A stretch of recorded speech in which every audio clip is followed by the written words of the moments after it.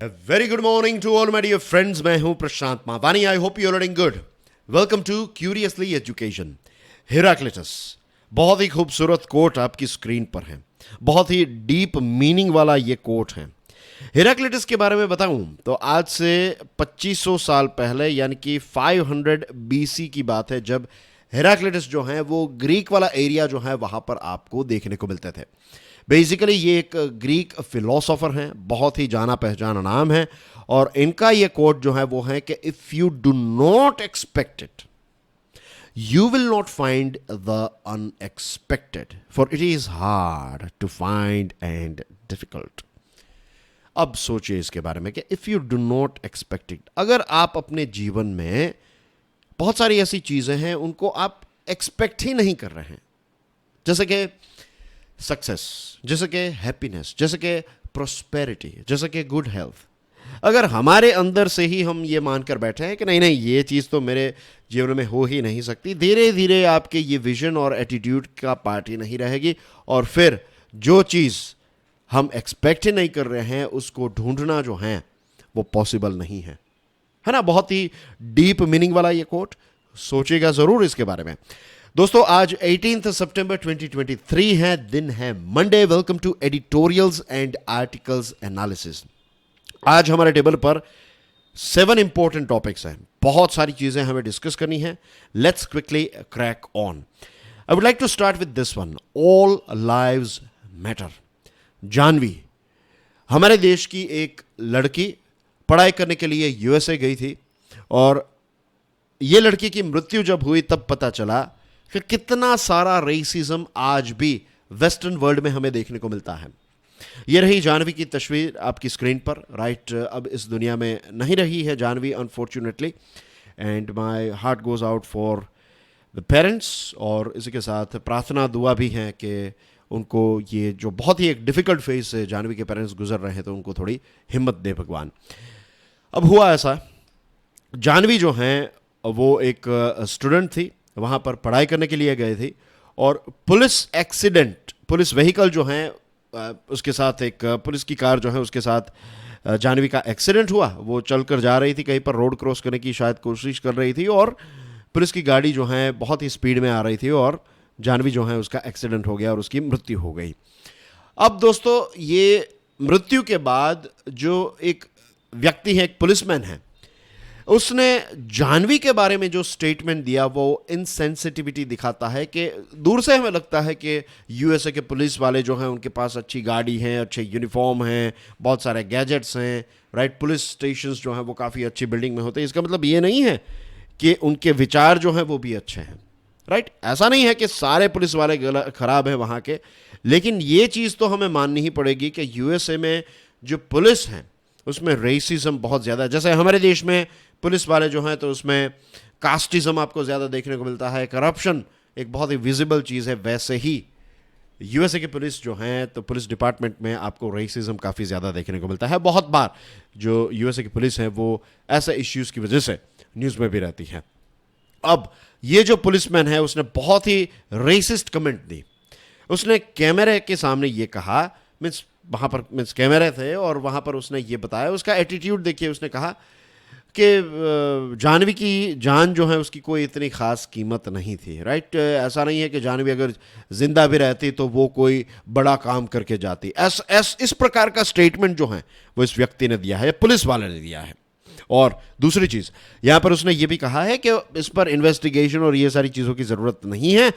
सरकार एक चेक लिख देगी, एक फैट चेक जिसको कहते हैं ना हम, कि एक बहुत बड़ी अमाउंट जो है वो सरकार लिख देगी कि चेक पर, और जानवी के जो पेरेंट्स हैं जो इंडिया में रहते हैं तो फिर उनका मुंह जो है वो चुप हो जाएगा. अब जानवी के पेरेंट्स ऑफ कोर्स अपनी बेटी जो है वो चली गई तो उसका दुख तो उनको है ही, ऊपर से ये जो पुलिस वाले की कमेंट है उससे वो और ज़्यादा दुखी हुए हैं. और इसकी वजह से सिएटल नाम की जो जगह है तो वहाँ पर बहुत सारे लोगों ने रैली भी निकाली. और ऐसा नहीं है कि सिर्फ इंडियन लोगों ने रैली निकाली, मिक्स्ड लोगों ने रैली निकाली और इंडिया में भी इसको लेकर काफ़ी बवाल क्रिएट हुआ और होना भी चाहिए. और इसके साथ साथ यूएसए जो है वहाँ पर भी हमने देखा कि रैली जो है वो देखने को मिली. अब हमारे इंडिया के जो एम्बेसडर हैं यूएसए में, तरनजीत सिंह संधू साहब, राइट, तरनजीत सिंह संधू साहब जो हैं, तो उनको बाइडन एडमिनिस्ट्रेशन जो है उसने एश्योरिटी दी है कि जल्द से जल्द इस पर एक्शन ली जाएगी। और जिस यूनिवर्सिटी में जानवी पढ़ रही थी तो उस यूनिवर्सिटी ने पोस्थ्यूमसली जानवी जो है उसको मास्टर्स डिग्री दी है। आपको याद होगा जॉर्ज फ्लॉयड, राइट, 2022 में एक हैशटैग जो है वो बहुत ही फेमस हुआ था, black lives matters, right, black lives matter. और आज का जो है टॉपिक मीन्स इसका टाइटल अगर आप पढ़ेंगे देन इट इज़ क्या है, ऑल लाइव्स मैटर। तो जॉर्ज फ्लॉयड के साथ जो हुआ उसमें जो रेसिज्म हमें देखने को मिला, इसी प्रकार का रेसिज्म जो है वो आज भी हमें देखने को मिलता है। This is very very unfortunate. I am sure कोई भी पुलिस फोर्स जो है वो इस प्रकार की चीज़ें मैनुअल में नहीं सिखाती है, रूल बुक में ऐसी चीज़ें नहीं होती है, लेकिन जो लीडर्स होते हैं, ऑर्गेनाइजेशन के लीडर्स जो होते हैं, वो किस प्रकार का कल्चर स्प्रेड करना चाहते हैं, वो जिस प्रकार के होंगे उस प्रकार का कल्चर जो है वो आपको उस ऑर्गेनाइजेशन का देखने को मिलेगा। This is a reality, this is a fact, right. तो चलिए दोस्तों, अब बात करते हैं एक दूसरे बहुत ही इंटरेस्टिंग, बहुत ही इंपॉर्टेंट विषय के बारे में, stopping by at Galathea Bay, right. क्या है यह Galathea Bay? India's proposed transshipment port in Andamans needs the right development model. बहुत ही इंपॉर्टेंट टॉपिक है ये, right. Let's dive bit deeper into it. ठीक है, चलिए देखते हैं इसको। हमारे देश का पोटेंशियल देखिए आप। हम दुनिया की थर्ड लार्जेस्ट इकोनॉमी है, right, third largest world economy. और मीन्स इन द सेंस कि हमारी मार्केट भी बहुत बड़ी है। जीडीपी के पॉइंट ऑफ व्यू से देखेंगे तो थोड़े हम पीछे हैं, but we are a very huge nation indeed, right. और हमारी कोस्ट लाइन जो है अप्रॉक्स 7,500 किलोमीटर की कोस्ट लाइन है और 200 से ज़्यादा पोर्ट्स है, लेकिन आज भी हमारे देश में इंटरनेशनल ट्रांसशिपमेंट पोर्ट नहीं है, राइट। अब ये ट्रांसशिपमेंट पोर्ट क्या होता है, क्यों हमारे देश को इसकी ज़रूरत है, इसके बारे में हम बात करेंगे। उससे पहले आप पोर्ट्स जो हैं उनका इंपॉर्टेंस समझ लीजिए, या फिर मैरीटाइम ट्रांसपोर्ट जो है इनका इंपॉर्टेंस समझ लीजिए। जितना भी हम ट्रेड करते हैं ना, व्यापार करते हैं, उसमें 95% वॉल्यूम इन द सेंस के क्वांटिटी वाइज 95%, और पैसों के पॉइंट ऑफ व्यू से देखें या फिर वैल्यू के पॉइंट ऑफ व्यू से देखें तो 68% जितना सामान जो है वो मैरीटाइम ट्रांसपोर्ट यानी कि शिप के माध्यम से आता है और जाता है। International container transshipment port ICTP बनाने की बात है, जो ग्रेट निकोबार आइलैंड है उसका जो गालाथिया बे है वहाँ पर ICTP बनाने की बात है। एक प्रोजेक्ट जो है इस पर डिस्कशन चल रही है और अभी मीन्स क्लियरेंस और ये सारी चीज़ों को लेकर काफ़ी ज़्यादा डिस्कशन चल रही है। और कुछ समय पहले हमने डिस्कशन भी की थी, अगर आप मेरे सारे वीडियोस रेगुलरली देखते हैं तो मैंने बताया था कि कुछ 9 लाख जितने पेड़ों को काटा जाएगा, राइट, ये गालाथिया बे को बनाने में। तो कंजर्वेशनिस्ट जो है तो उन्होंने भी काफ़ी इसका विरोध जो है वो किया है। बट एनीवेज इसकी कुछ अच्छी बातें भी हैं, राइट। जियोग्राफिकली देखें तो गालाथिया बे जो है इसकी नेचुरल डेप्थ जो है ये 20 मीटर्स है, यानी कि बड़ी बड़ी शिप्स जो हैं यहाँ पर इजीली आ सकती है। दूसरी चीज़, ये जो एक मेजर शिपिंग रूट है इसको कहते हैं east west international shipping root. 40% जितना कंटेनर ट्रेड जो है वो इस east west international shipping root से होता है। तो ये गालाथिया बे से कुछ 8 नॉटिकल माइल्स ही दूर हैं, राइट। अब है ये कहाँ पर, आप देखिए, ये रहा आपकी स्क्रीन पर।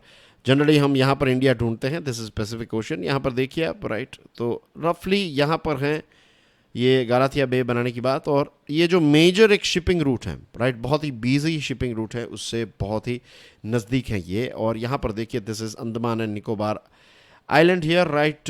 Let me change the color of the pen so you can see it a bit more clearly. तो यहाँ पर कुछ चीज़ें आप देख लीजिएगा, ठीक है। Coco Channel, Duncan Passage, 10 Degree Channel, right, Sombrero Channel, और यहाँ पर ग्रेट चैनल है। और ये जो गालाथिया बे है तो it is located somewhere over here, right. ये ग्रेट निकोबार सबसे जो बॉटम वाला पोर्शन है ना हमारे आइलैंड्स का, अंडमान एंड निकोबार का, अंडमान एंड निकोबार आइलैंड्स का, वहाँ पर बनाने की बात है, right. This is the place here, right. यहाँ पर देखिए, right. So I think map is clear to you, right. अब ये अपने आप में बहुत ही मेगा प्रोजेक्ट होगा, राइट। ICTP जो है it will be like having 16 MTEU capacity. M यानी कि मिलियन, आपको ये M बहुत अभी इस आर्टिकल में पढ़ने को मिलेगा इस टॉपिक में। और TEU का मतलब मैं आपको एक बार बता देता हूं, 20 फुट इक्विवेलेंट यूनिट्स, ठीक है। 16 MTEU कैपेसिटी, ये एक मेगा प्रोजेक्ट होगा जिसकी कैपेसिटी इतनी होगी। इंटरनेशनल एयरपोर्ट यहाँ पर बनेगा, टाउनशिप बनेगी, पावर प्लांट खुद का होगा, रिन्यूएबल एज वेल एज जो कन्वेंशनल है, दोनों चीज़ें। इसको बनाने में जो कॉस्ट लगेगा it will be around 72,000 crore rupees, और इसके लिए सरकार ने कुछ 41,000 करोड़ रुपीस जो हैं इसकी व्यवस्था की है। और सरकार की कोशिश ये है कि 2028 तक ये ऑपरेशनल हो जाए। तो आने वाले 5 सालों के अंदर इसको कंप्लीट लॉन्च कर देने की, ऑपरेशनल बनाने की बात है। इसके लिए आपको चाहिए 244 स्क्वायर किलोमीटर एरिया, और इस एरिया में 131 स्क्वायर किलोमीटर का फॉरेस्ट जो है वो भी आ जाएगा। बहुत सारी एंडेंजर्ड फोना की स्पीसीज हैं यहाँ पर। इसके साथ 8 लाख से ज़्यादा पेड़ों को काटा जाएगा। और यहाँ की जो ट्राइबल कम्युनिटी है, एक है सोमपेन, इनका नाम याद रखिएगा, और निकोबारीज जो हैं, इट्स वेरी इजी, आपको पता चल जाएगा कि निकोबारीज जो हैं वो निकोबार में रहते हैं। लेकिन सोमपेन जो है वो कहाँ पर रहते हैं, अंडमान या फिर निकोबार में, तो आपको क्लियरली पता होना चाहिए कि they are living here particularly, right. ये इस चीज़ की वजह से, या फिर आपको अंडमान निकोबार इतना प्रिसाइज नहीं पूछा जा सकता, जहाँ तक मेरी समझ है। वो क्या पूछेंगे आपको कि हिमाचल प्रदेश की एक ट्राइब का नाम आएगा, फिर गुजरात की एक ट्राइब का नाम देंगे, फिर अंडमान निकोबार की ट्राइब का नाम देंगे, और फिर आपको एक match the following type of question जो है वो प्रीलिम्स में पूछा जा सकता है। तो pay attention, Shompen belong to this Andaman and Nicobar island. अब नेशनल ग्रीन ट्रिब्यूनल जो है NGT, उसकी एक एम्पावर्ड कमेटी है, वो कमेटी इस मैटर को देख रही है। आई एम श्योर आने वाले समय में मीन्स एक्सपर्ट्स भी ये कह रहे हैं कि ये NGT की कमेटी जो है वो इसको अप्रूवल दे देगी, राइट। सो ये इसका अभी तक का स्टेटस है। अब थोड़ा और डीपर जाते हैं। ट्रांसशिपमेंट का मतलब क्या होता है ये समझ लेते हैं, और इसी के साथ साथ ये समझते हैं कि ये ICTP जो है इसका इंपॉर्टेंस भारत के लिए क्यों है। आप समझेंगे कि ऑफकोर्स 95% वॉल्यूम और 68% ट्रेड की वैल्यू जो है वो मैरीटाइम रूट से होती है, तो ट्रांसशिपमेंट की कोई ज़रूरत होगी। फिर उसी के साथ ये भी दिमाग में सवाल आता है कि 200 से ज़्यादा पोर्ट है, तो फिर इसको बनाने की क्या ज़रूरत है। देखिए, ट्रांसशिपमेंट, राइट, ट्रांसशिपमेंट का मतलब ये होता है कि एक बड़ा सा जहाज, आपकी स्क्रीन पर आप पीछे देख सकते हैं ना बैकग्राउंड में, तो एक ऐसा बड़ा सा वेसल बहुत सारे कंटेनर्स को लेकर आ रहा है, राइट। तो फिर वो एक पोर्ट पर आएगा, ट्रांसशिपमेंट पोर्ट पर, और वहाँ से वो ये सारा सामान जो है वो जिन जिन जगहों पर जाना है तो वहाँ पर दूसरे शिप्स में इनको लोड किया जाएगा। बहुत ही सिंपल इसका एक एग्जांपल अगर हम देखें तो जो कुरियर सर्विस होती है ना हमारे सिटी की, उसमें क्या होता है, लेट्स से कि अहमदाबाद से एक ट्रक जो है वो राजकोट आया, राइट, बड़ा सा ट्रक। तो अब ये कुरियर लेके जो बड़ा सा ट्रक आएगा, तो क्या यही ट्रक राजकोट के अलग अलग एरियाज में चीज़ों को डिस्ट्रीब्यूट करने के लिए जाएगा? नहीं, ये ट्रक का मेन काम है कि अहमदाबाद के मेन डेपो से राजकोट के मेन डेपो तक एक बड़ी क्वांटिटी में सामान को पहुंचा देना। उसके बाद छोटे हाथी जो होते हैं ना, छोटे छोटे जो व्हीकल्स जिनको छोटा हाथी कहते हैं, तो जैसे छोटा हाथी टाइप ऑफ व्हीकल जो हैं इनका इस्तेमाल किया जाएगा, और फिर ये अलग अलग राजकोट के भी अलग अलग एरियाज़ के लिए अलग अलग छोटे व्हीकल्स होंगे, और फिर ये डिलीवरी करेंगे। इन द सेम वे एक बड़े शिप में जो सामान आएगा वो एक पोर्ट तक आएगा, और फिर वहाँ पर इस शिप में से छोटे शिप में या फिर दूसरे रूट वाले शिप जो होते हैं तो उनमें ये सामान जो है वो लोड किया जाता है, राइट। और इसमें पेपर वर्क कम होता है क्योंकि इसको हाई सीज ऑपरेशन की कैटेगरी में ही देखा जाता है। अब दोस्तों, हमारे देश में जो सामान आता है 75% जितना ट्रांसशिपमेंट जो है वो दूसरी जगहों पर होता है, राइट, फॉरेन पोर्ट्स पर ये होता है, और इसकी वजह से फॉरेन पोर्ट्स को काफ़ी ज़्यादा फ़ायदा भी होता है। अब क्योंकि ये ट्रांसशिपमेंट जो है उसमें देरी हो जाती है, तो इसकी वजह से प्राइस भी बढ़ जाती हैं, कंजेशन के इश्यूज़ की इम्पैक्ट भी हमारे प्रोडक्ट्स पर होती हैं, और इनएफिशिएंसीज का सामना भी हमें करना पड़ता है क्योंकि ये ट्रांसशिपमेंट जो है ये दूसरी जगह पर हो रहा है। इसलिए तो इसकी वजह से हमारे देश में जो सामान आता है उसका कॉस्ट जो है वो बढ़ जाता है, और हमारे देश से दूसरे देश में जो सामान जाता है उसका कॉस्ट बढ़ जाता है। तो जैसे कॉस्ट बढ़ जाएगा तो कंपटीशन जो है वो बढ़ जाएगी, simple is that, international market में, ठीक है। तो अब ये ट्रांसशिपमेंट बनाने की आवश्यकता है, क्योंकि अभी क्या है कि लॉजिस्टिक का कॉस्ट जो है इट इज़ समवेयर अराउंड 14%। अगर हमारे देश का खुद का ट्रांसशिपमेंट पोर्ट बन जाएगा तो ये लॉजिस्टिक कॉस्ट जो है वो कम हो जाएगा, 14% से 9% हो जाएगा, कॉस्ट जो है वो ओवरऑल कम हो जाएगी। ठीक है, अब इंडिया के टोटल कंटेनर का वॉल्यूम जो है it is 20 MTEU per year, और स्टार्टिंग में अगर हम मीन्स ये 3 मिलियन TEU जो है ये कोलंबो, सिंगापुर, केलांग मलेशिया में है, और दुबई यहाँ से होकर आता है, तीन तीन आप पकड़ लीजिए, right. So it is somewhere around what 12 TEU, 12 million TEUs, और 1 मिलियन जो है वो वेस्ट कोस्ट से आता है, 2 मिलियन जो है वो ईस्ट कोस्ट से, 1 मिलियन जो है वो म्यांमार से, और 1 मिलियन बांग्लादेश से। तो आप टोटल लगाएंगे तो it's somewhere around 20 million TEU रफली स्पीकिंग, राइट। तो यही चीज़ जो है ना वो हम शॉर्ट टर्म में अचीव कर सकते हैं। फॉर एग्जांपल अगर 2028 में ये गलाथिया बे वाला जो ट्रांसशिपमेंट पोर्ट है ये एक्टिव हो गया तो ये 20 मिलियन वाला काम जो है वो तो ईजिली हो जाएगा। फिर फ्यूचर में दूसरे देशों की जो शिप्स हैं, दूसरे देशों में जो सामान जा रहा है तो उसमें भी हमें एक बहुत बड़ा प्रॉफिट कमाने को मिलेगा।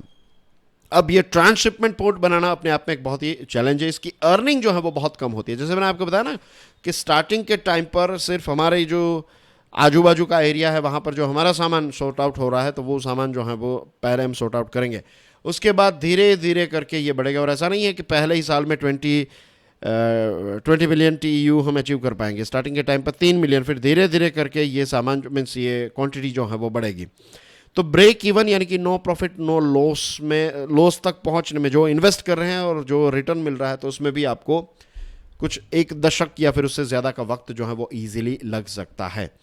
गवर्नमेंट अब ये एक्सपेक्ट कर रही है कि जो भी कंपनी इसमें बिडिंग करे या फिर इसके कंस्ट्रक्शन का काम उठाए तो वो कुछ 20,000 करोड़ रुपए जितना पैसा जो है वो यहाँ पर इन्वेस्ट करे। और इसके साथ साथ गलाथिया बे जो है इसको वाइब्रेंट पोर्ट सिटी के तौर पर डेवलप किया जाएगा, टूरिस्ट हब्स, टूरिस्ट प्लेस के लिए इसको डेवलप किया जाएगा।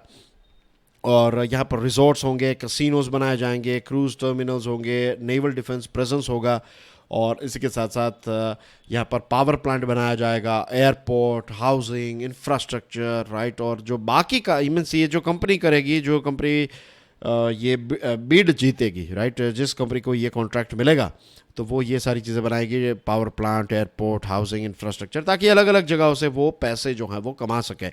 और बाकी की जो सोशल इंफ्रास्ट्रक्चर हैं जैसे कि रास्ते बनाना, दूसरी पानी की फैसिलिटीज़ एक्सेट्रा, तो ये सारी चीज़ें जो हैं वो सरकार के पैसों से इसका इस्तेमाल बनाया जाएगा, राइट। मिनिस्ट्री ऑफ शिपिंग जो है इसको बहुत सारी कंपनीज से EOI मिला है, SR ports, JM Baxi group, JSW infrastructure, Rail Vikas Nigam, container corporation, Adani, फिर एक हॉलैंड यानी कि डच नेदरलैंड्स की एक कंपनी है, रॉयल बोस्केलिस वेस्टमिंस्टर। तो ये कुछ फॉरेन की कंपनीज जो हैं वो भी इसमें इन्वेस्ट करना चाहती हैं। अब जो भी इसमें इन्वेस्ट करे, right, may the best bidder win, और लेट्स होप कि जो भी बेस्ट है, best company wins, let's hope. और यहाँ पर एक चीज़ है कि जियोपॉलिटिक्स के साथ साथ गलाथिया बे जो हैं it should display, it should showcase India's regional influence, कि अब भारत जो है वो एक अलग लेवल के पोर्ट्स और अलग लेवल की चीज़ें जो हैं वो बना रहा है। ये रिफ्लेक्ट होना चाहिए गलाथिया बे से। ये it should be like a sort of कि एक ब्रांड एम्बेसडर के तौर पर ये काम करें कि गलाथिया बे पर कोई भी शिप आए तो भारत की बातें हों, कि यार जैसे दुबई में कोई जाता है तो दुबई की बातें करते हैं, वैसे ही गलाथिया बे जो है उसकी, अगर यहाँ पर डेवलपमेंट हम कर ही रहे हैं, लेट्स से, अब एनवायरनमेंट के पॉइंट ऑफ व्यू से आज हम बात नहीं कर रहे हैं, we are talking about from development point of view, कि अगर ये चीज़ कर ही रहे हैं तो it should be top of the range. ठीक है, that's what this article is all about. और इसी के साथ साथ आई एम श्योर इस आर्टिकल में बहुत सारी इंटरेस्टिंग चीज़ें जो हैं वो आपको पढ़ने को मिली है। अब डियर फ्रेंड्स बात करते हैं एक दूसरे इंटरेस्टिंग आर्टिकल के बारे में, and it is about this not old habits in new houses please. बहुत ही इंटरेस्टिंग आर्टिकल है, राइट। ये हमारी पार्लियामेंट के साथ जुड़ा हुआ आर्टिकल है। हमारी पार्लियामेंट का एक बहुत ही स्पेशल सेशन जो है वो आज से स्टार्ट होने वाला है। Let me change the colour of the pen quickly, right.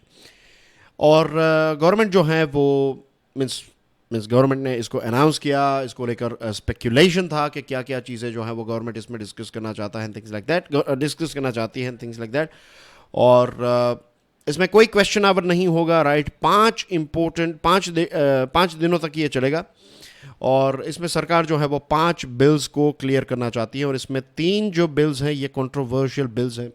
एक जो है ये चीफ इलेक्शन कमिश्नर और इलेक्शन कमिश्नर्स को अपॉइंट करने वाला बिल जो है, जिसमें जानते हैं कि आप एक कैबिनेट मिनिस्टर बैठेंगे प्राइम मिनिस्टर के साथ और लीडर ऑफ अपोजिशन होंगे, तो बेसिकली चीज़ें जो है वो हमेशा हमेशा के लिए चेंज हो सकती है। इसी के साथ जो पोस्टल वाला आर्टिकल हमने 2-3 दिन पहले ही डिस्कस किया था और रजिस्ट्रेशन लॉज को लेकर हैं और फिर पुराने कुछ कॉलोनियल लॉज को बदलने की बात है और इसी के साथ जो नई पार्लियामेंट की बिल्डिंग है तो उसके साथ जुड़ी हुई भी डिस्कशन जो है वो इसमें हो सकती है। Farewell to the circular parliament building, वो कब, मीन्स इसको जो पुरानी पार्लियामेंट है जो राउंड शेप में है ना, तो उसको कब हम फेयरवेल या फिर गुड बाय कह के जो नई हमने बिल्डिंग बनाई है हमारी सरकार ने, हमारे देश ने, तो उसमें हम कब से मीटिंग स्टार्ट करेंगे, ये सारी चीज़ें ये 5 दिनों के अंदर डिस्कस की जाएगी। आज से ये चीज़ें जो हैं वो स्टार्ट हो रही हैं, right.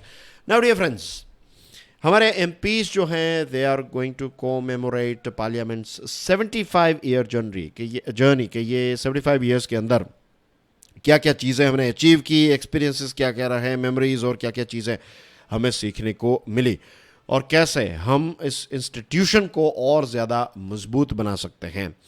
Now one thing that we need to keep in mind is that के लेजिस्लेचर्स जो होते हैं, राइट, चाहे वो हमारी पार्लियामेंट हो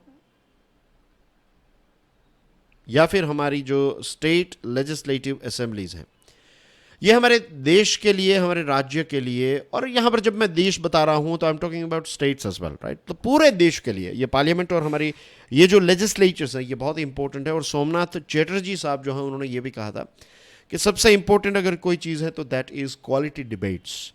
कितनी अच्छी बिल्डिंग है, मीन्स बिल्डिंग अच्छी है, it's a good thing, we are lucky to have a very good building, लेकिन सिर्फ मेजेस्टिक बिल्डिंग से कुछ नहीं होगा। बहुत सारे देशों की जो पार्लियामेंट की बिल्डिंग है वो देखेंगे तो आप कहेंगे कितनी खूबसूरत बिल्डिंग है, राइट, बहुत ही आउटस्टैंडिंग बिल्डिंग होती है, लेकिन अंदर जाकर देखेंगे तो डिबेट्स जो हैं ये बहुत ही लो क्वालिटी की होती है। इट रिमाइंड्स मी ऑफ कि कुछ ऐसे घर होते हैं, बड़े बड़े बंगले होते हैं, लेकिन अंदर रहने वाले लोग जो हैं, सारे नहीं ऑफ कोर्स, राइट, ऐसा नहीं है कि सारे बंगलों की बात है, लेकिन कुछ ऐसे बंगलेस होते हैं जहाँ पर आप बंगलोज में जाएंगे तो बाहर से अंदर से बहुत ही खूबसूरत रहता है, लेकिन अंदर रहने वाले लोग जो हैं उनकी क्वालिटी नहीं होती है, लाइफ की क्वालिटी या फिर वो कैरेक्टर जो है वो देखने को नहीं मिलता है।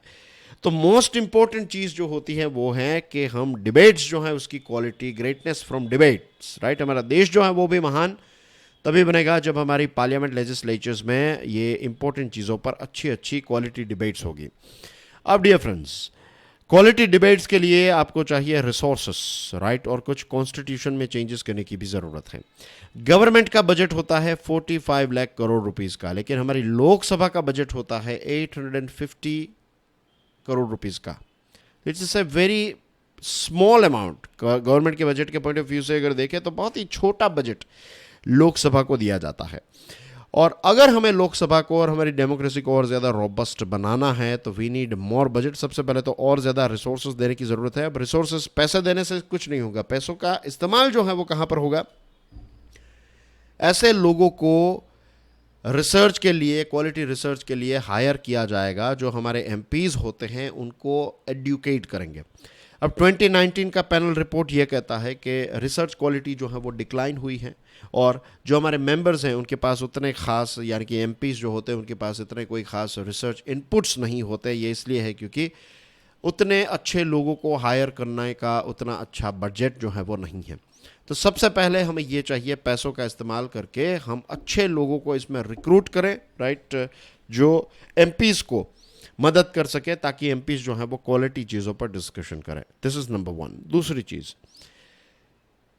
एक इकोनॉमिक ओवरसाइट कमेटी की भी ज़रूरत है, राइट, और committee on national economy with resources, इसकी ज़रूरत है। ऐसी कोई चीज़ हम बना सकते हैं जो सिर्फ इकोनॉमी के साथ जुड़ी हुई चीज़ों को डिस्कस करेगी, उसमें वही टीम होगी और ये टीम जो है वो चलती रहेगी हमेशा, राइट। ये एक प्रकार की आप समझ लीजिए रेगुलर ऑफिस की तरह ही होगा कि ये अपना काम जो है वो करते रहेंगे, R&D करते रहेंगे और जो ईजी टू अंडरस्टैंड चीज़ें जो है ना, फाइनली जो क्रीम है वो क्रीम हमारे एमपीज़ को प्रोवाइड करेंगे, और फिर हमारे एमपीज़ जो हैं वो डिसाइड करेंगे और डिस्कशन करेंगे, सरकार के साथ मिलकर डिस्कशन करेंगे, और फिर इस दिशा में हम डिसीजन ले सकते हैं। एक अलग से कमेटी चाहिए कॉन्स्टिट्यूशनल इश्यूज़ को लेकर, कि कॉन्स्टिट्यूशन में क्या क्या चीज़ें हैं, क्या क्या प्रॉब्लम्स हैं, क्या क्या चीज़ों को हमें चेंज करना चाहिए। स्वीडन और फिनलैंड जैसे देशों में इस प्रकार की कमेटी होती है। इनफैक्ट फिनलैंड में तो एक कमिटी फॉर द फ्यूचर भी है, कि फ्यूचर में क्या क्या प्रॉब्लम देश को फेस करने पड़ सकते हैं, कौन कौन सी चीज़ों को लेकर, तो इसकी भी एक अलग से कमेटी है जो इस प्रकार के टॉपिक्स पर डिस्कशन करती है। तो सी ऐसे आप आगे रह सकते हैं, राइट। अब पार्लियामेंट जो है, it is not a part time job. हमारे देश में क्या होता है कि एक साल में 2 महीने का, एक साल जो है ना पूरा, उसमें सिर्फ 2 महीने तक पार्लियामेंट जो है वो सेशन में रहती है।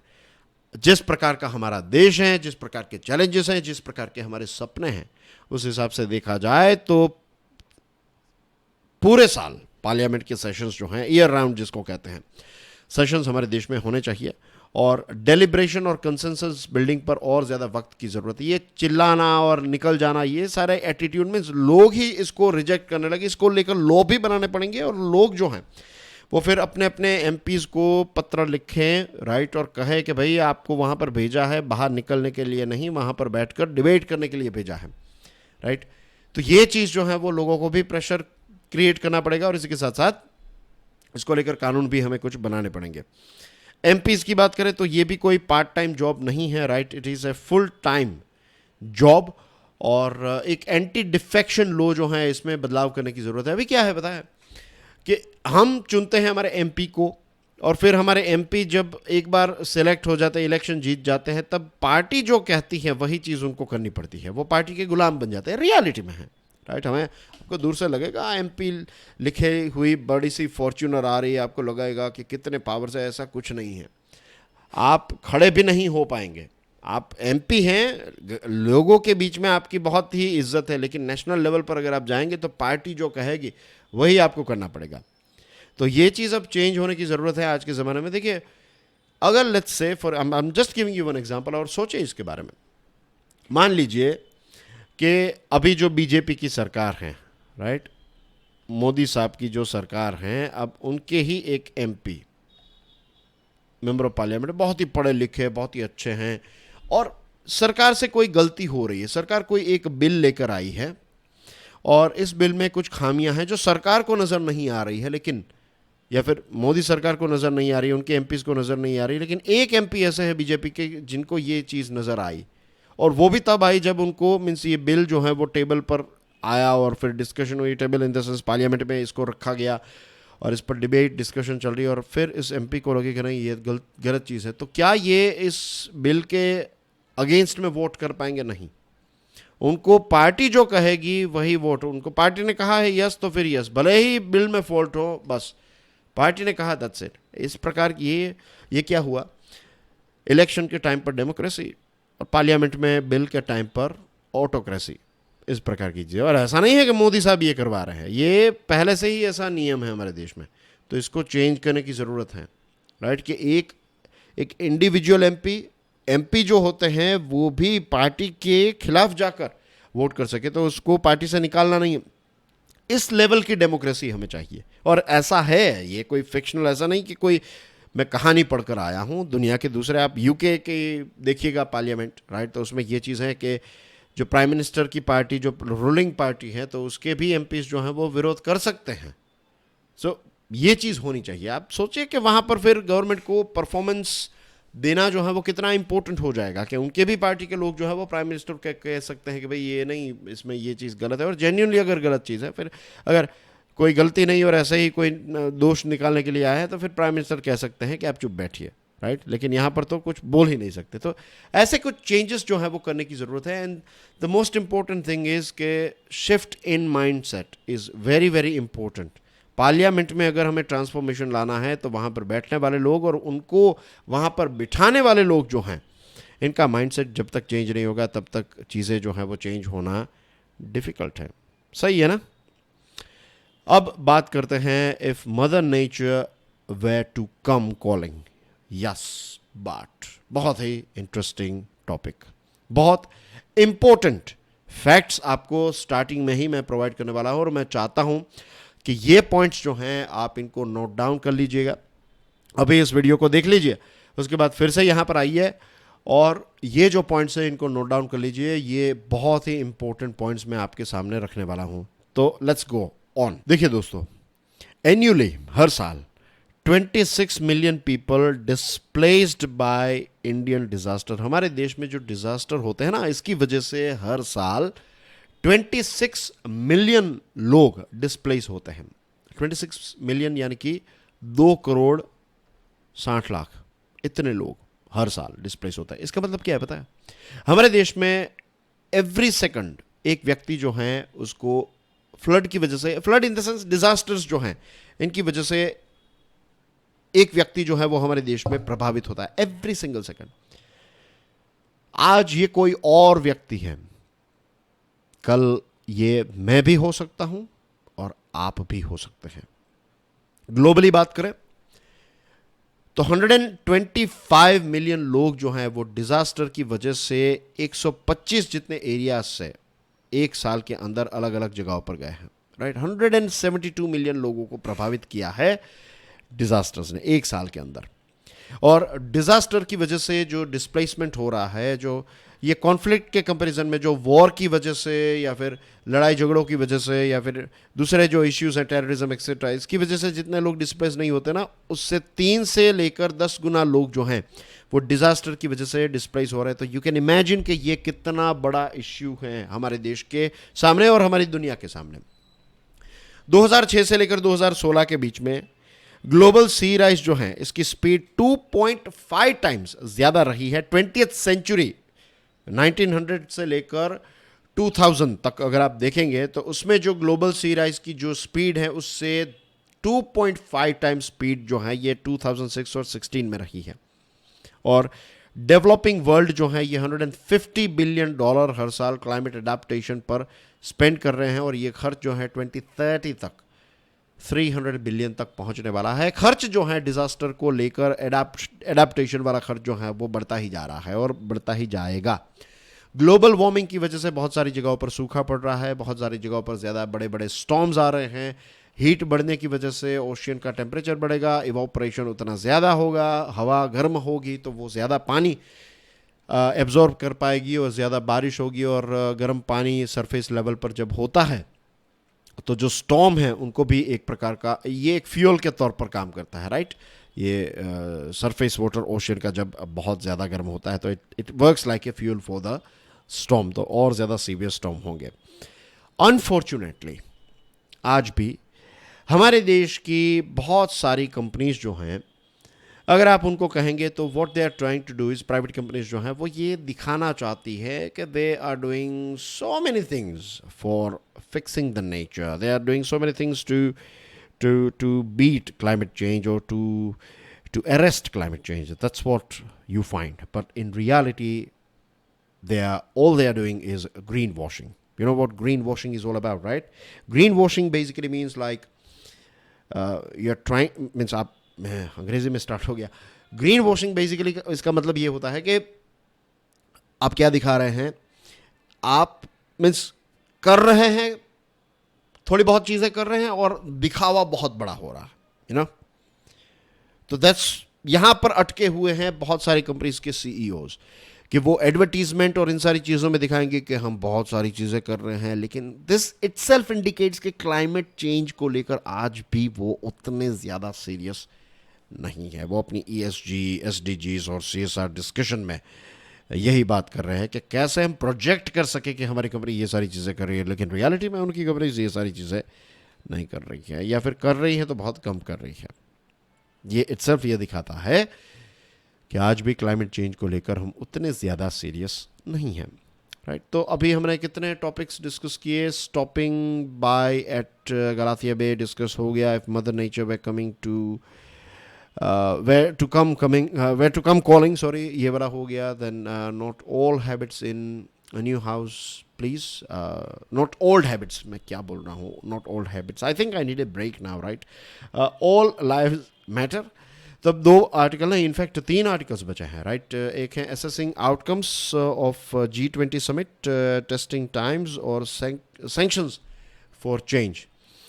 तो let's start with sanctions for change. US policy toward Iran has done little to improve the lives of people. Mahsa Amini याद है आपको? लास्ट ईयर मीन्स माशा अमीनी जो हैं ये एक ईरानियन महिला थी और कुर्दिश महिला ईरान की थी, और ये जो माशा अमीनी है उसकी फर्स्ट एनिवर्सरी हुई है, मृत्यु की फर्स्ट एनिवर्सरी हुई है।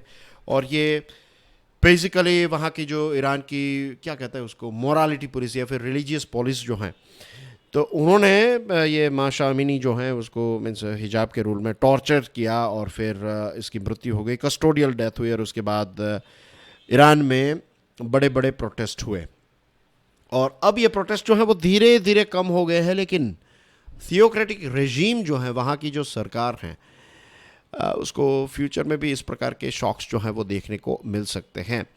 ईरान जो है उस पर यूएसए ने सैंक्शंस लगाए हैं, और इसकी वजह से इकोनॉमी जो है वो मीन्स इन्फ्लेशन बढ़ गया, बहुत सारे चैलेंजेस जो हैं वो इकोनॉमी को फेस करने पड़े हैं, और बहुत सारे प्रोटेस्ट भी हुए हैं, रिफॉर्म्स को लेकर प्रोटेस्ट हुए हैं, रेजिम चेंज को लेकर प्रोटेस्ट हुए हैं, और फ्यूचर में भी हो सकते हैं। अब डियर फ्रेंड्स, राइट्स ऑर्गेनाइजेशन का कहना यह है कि 500 से ज़्यादा लोगों की मृत्यु हुई है प्रोटेस्ट की वजह से, 71 जितने माइनर्स जो हैं उनकी मृत्यु हुई है, और मृत्यु हुई है, और बहुत सारे लोग जो हैं वुंडेड और अरेस्टेड हैं, और 7 लोगों को सरकार ने एग्जीक्यूट किया है, ऑफिशियली उनको डेथ पेनल्टी दी है, और ये डेथ पेनल्टी जो है वो एग्जीक्यूट भी की है। एक्टिविस्ट जो हैं जो डिटेन हुए अमीनी की डेथ में से, ये जो एनिवर्सरी है, मीन्स सरकार नहीं चाहती है कि लोग इसको सेलिब्रेट करें, तो बहुत सारे एक्टिविस्ट को डिटेन किया गया है, और इन सारी चीज़ों को लेकर बाइडन एडमिनिस्ट्रेशन ने नए सैंक्शंस जो हैं वो ईरान पर लगाए हैं, ईरान के सिक्योरिटी ऑफिशियल्स पर लगाए हैं। अब प्रश्न ये उठता है कि बाइडन एडमिनिस्ट्रेशन या फिर यूएसए जो है वो नए सैंक्शंस लगाता है, लेकिन क्या सैंक्शंस की वजह से वहाँ के लोगों पर कोई फ़र्क पड़ता है? The answer is yes, right. लोगों के ऊपर फ़र्क पड़ता है, लेकिन वहाँ की जो सरकार है उसका बिहेवियर आज भी वैसा का वैसा ही है, राइट। अभी यूएसए एक तरफ जो है वो सैंक्शंस लगाने की बात करता है, और दूसरी तरफ क्या है कि अपने कुछ प्रिजनर्स जो हैं ईरान में, अपने कुछ लोग प्रिजन में बंद हैं, तो उनको रिहा करवाने के लिए बहुत बड़ी राशि जो है वो, बहुत बड़े पैसे जो हैं, मीन्स खुद की जेब में से नहीं दे रहा है, लेकिन जो पैसे ब्लॉक हो चुके हैं ईरान के सैंक्शंस की वजह से ब्लॉक हुआ है पैसे, तो ये रिलीज़ करवाया जाएंगे। तो इस प्रकार की डील्स करता है, तो कैमरा के सामने कुछ और, कैमरा के पीछे कुछ और, तो ये इस प्रकार की चीज़ें जो हैं वो it's not going to help. और जो प्रोटेस्ट हो रहे हैं ना, जिस प्रकार के प्रोटेस्ट हो रहे हैं, तो वहाँ की सरकार को समझ लेना चाहिए कि सरकार के प्रति नफ़रत जो है लोगों की बढ़ने लगी है। और ईरान की हिस्ट्री को ही अगर आप देखेंगे तो रेडिकल रेवोल्यूशंस जो हैं वहाँ पर होना कोई नई बात नहीं है, उनका इतिहास ही ऐसा है कि वहाँ पर ऑल ऑफ द सडन एक बहुत बड़ा रेवोल्यूशन हो सकता है, जैसे 1979 में हुआ था। उस समय के वहाँ के जो राजा थे उनको निकाल कर जो शाह थे, राइट, राजा थे, तो उनको जाना पड़ा और फिर एक नई सरकार की स्थापना हुई। वैसे ही यहाँ पर अभी जो ये थियोक्रेटिक रेजीम चल रही है तो उनको हटाया जा सकता है, और हो सकता है कि ईरान में एक नई प्रकार की सरकार जो है उसकी स्थापना हो सकती है, right. This are the possibilities, right. अब दोस्तों हम बात करते हैं टेस्टिंग टाइम्स के बारे में, right. This one is about foreign trade numbers. ये ट्रेड को लेकर कुछ आंकड़े हमारी स्क्रीन पर हैं। I am going to be bit quick here. India के गुड्स एक्सपोर्ट्स को देखें और इसके साथ इंपोर्ट्स को देखें तो देखने को मिलेगा कि एक्सपोर्ट्स जो हैं वो कम हो रहे हैं, इंपोर्ट्स जो हैं वो बढ़ रहे हैं, और इसकी वजह से क्या होता है, ट्रेड इम्बैलेंस होता है, ट्रेड डेफिसिट जो है वो भी बढ़ता है। अब ग्लोबल लेवल पर भी अगर आप देखेंगे तो कमोडिटी की प्राइस जो है वो इंक्रीज़ हुई है, इन्फ्लेशन जो है वो इंक्रीज़ हुआ है, तो इसकी वजह से लोग खर्च करना जो है वो कम करते हैं। यूएसए और यूरोपियन यूनियन जो हमारे लिए एक बहुत बड़ी मार्केट है, तो वहाँ पर भी इन्फ्लेशन बहुत ही ज़्यादा है और रिसेशन टाइप सिचुएशन है। इसकी वजह से सारे प्रोडक्ट्स की डिमांड जो है वो कम हुई है। ऑयल, गैस एंड ज्वेलरी जो हैं इनके इंपोर्ट्स ज़्यादा हैं, और एक्सपोर्ट्स जो हैं इन चीज़ों का वो थोड़ा ड्रॉप हुआ है। और ऑयल की प्राइस अगर ऊपर जाएगी तो भारत को और सारे चैलेंजेस जो हैं वो फेस करने पड़ सकते हैं। और इंजीनियरिंग गुड्स की हम बात करें तो इसमें एक पॉजिटिव साइन है, इसमें थोड़े बहुत एक्सपोर्ट्स के आंकड़े अच्छे आए हैं। तो ये जो ग्रीन शूट्स नज़र आ रहे हैं, जिन जगहों पर हमें थोड़े बहुत अच्छे ग्रीन शूट्स यानी कि अच्छी चीज़ें नज़र आ रही है, तो उसको और ज़्यादा सपोर्ट करने की ज़रूरत है। और ये जो एक टर्बुलेंट टाइम है इसको थोड़ा संभाल कर हमें मैनेज करने की ज़रूरत है।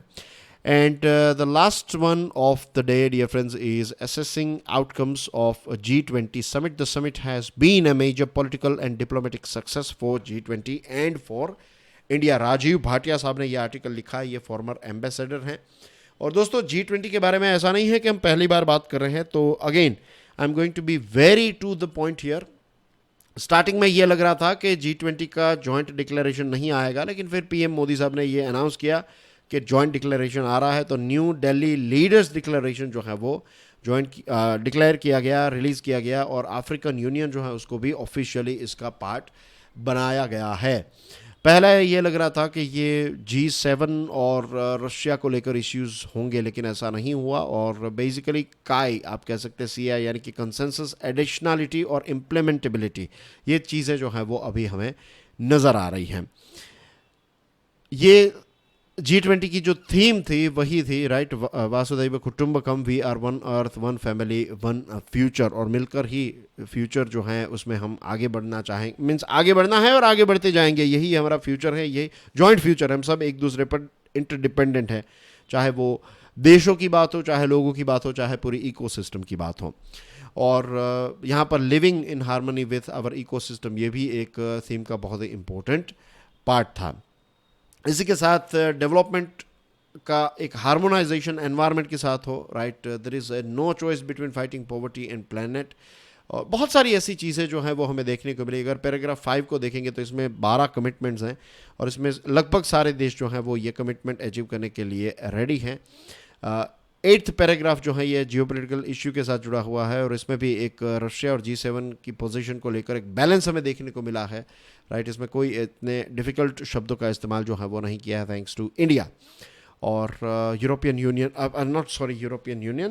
यूनियन की तरह अफ्रीकन यूनियन जो है उसको एक परमानेंट मेंबरशिप इसमें दी गई है। और फंडिंग को लेकर जो सोशल नीड्स और गोल्स हैं, इनको अचीव करने के लिए जो फंड्स हैं, इनको लेकर एक कंसर्न जो है वो भी व्यक्त किया गया है।